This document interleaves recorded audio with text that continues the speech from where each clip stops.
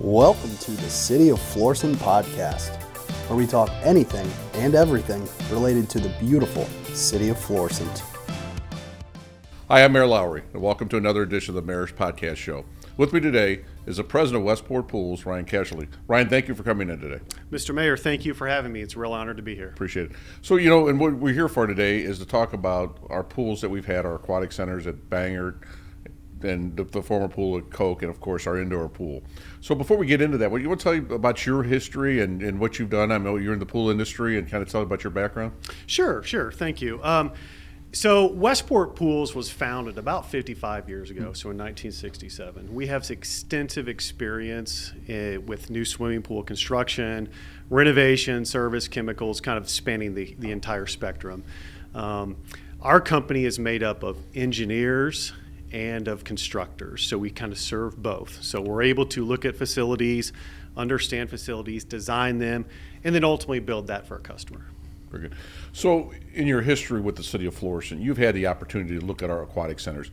So let's talk about Coke first. What did you see in Coke that the good, bad, and indifferent about the Coke Aquatic Center? Sure. In 2018, we went out to Coke and brought my team out there, our head of engineering, two project managers, our VP of renovation, who it turns out has about 45 years of experience. So, a lot of life to aquatics.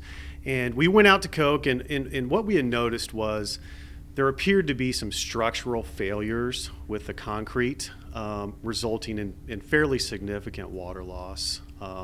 Now, that's more of a catastrophic situation. I mean, to really fix that and do that right, it takes a pretty intense project with a lot of money.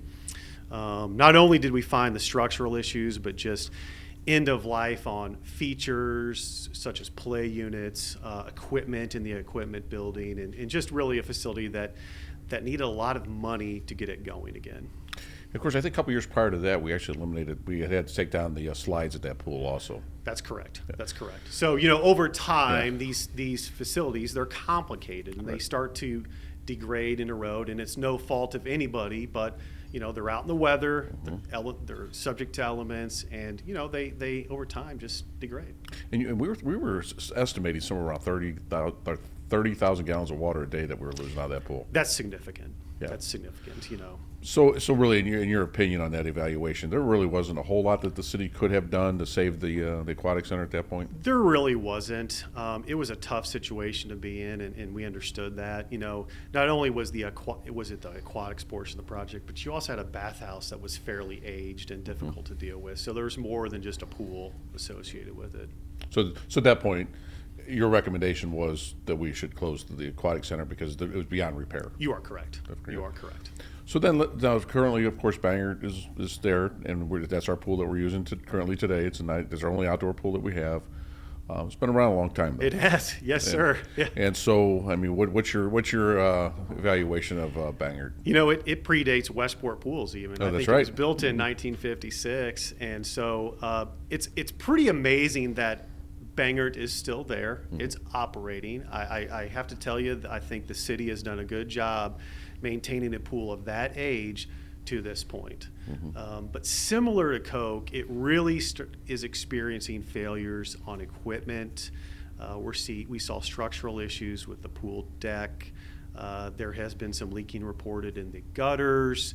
The features, some work, some don't. I believe the spray pad is not commissioned anymore. I mean, it's a place for picnic tables today, right? So there's a challenge with that, and of course the bathhouse again next to the pool. It's 2 stories. It's a beautiful building, from the exterior, but it just doesn't serve the modern pool person that goes to your facility. Sure. And of course, you go down and you look in the pump room, and I mean, there's a lot of corrosion, a lot of rust, things like that. Over time, some things like that just happen, right? They do just happen, and if you were to build a facility today, you would have much different ventilation associated with these rooms and these spaces. These are caustic environments with chemicals, and it would definitely be constructed different than it was back in the 50s. Now, with that pool, it was renovated in 2003, so it's not like you haven't tried to rescue that pool and keep it going. You've invested in it. So if you would your best guesstimation, and I know that it's just not a science, but if Bangert stayed there, how long do you think we have before that pool really does have to come out? I mean, is it 10 years ago that it should came out? Right. Was it last year? You have maybe a season or two left. Okay. And I say that with caution because with anything else, you can go through the winter. We try to open it next spring and nothing works. Mm-hmm. So it's really borrowed time, but I would see that as the most. Okay. Yeah. And then going on to our indoor pool at Egan Center, I mean, it's a pretty basic pool. I mean, Right. with the lanes and things like that, the diving boards, and we know that some work needs to be done in the pump house, things like that. Right. So we do want to put some money into that also, and I don't know if you've had an opportunity to evaluate that at all, but I know that there's some work that needs to be done there also. Yeah, and we've done work there over the years, so we're familiar with that facility. There are ways to really dress up that water. There are certain things we can put in there to make it a little more exciting for the community. Sometimes it comes down to budget on what we want to spend on an existing pool, but there are definitely ways to really enhance it. Mm-hmm. Mm-hmm. So I appreciate your opinion on our aquatic centers that we've had, and certainly we believe that it's time for us to do something about our indoor aquatics. We know how important it is in the city, the largest municipality in St. Louis County, to have a good outdoor aquatic centers for our residents and our community, and certainly for our families to enjoy. And so that's what we're trying to accomplish here, and certainly appreciate you coming in and giving your opinion. Do you have any other thoughts about the aquatics here in the city of Florissant? Or? I just, and this isn't self-serving, I think that thriving communities have a great aquatics program. You have a swim team in That's town. Correct. It really is a special place when you build these right and attract people of all ages, not just a 12-year-old boy or girl who wants to enjoy the pool, but getting the senior population active into these. And it's really important. And I'll tell you a quick story about what kind of that means. I mean, I have somebody on my team that had a really challenging background as a child. Mm-hmm. Okay, parents had significant issues, and you know where he went in the summers to get away from everything that was going on at home? The swimming pool. The swimming pool. Yes, sir. And now he builds them today, and it gives him great pride. That is amazing, Yeah.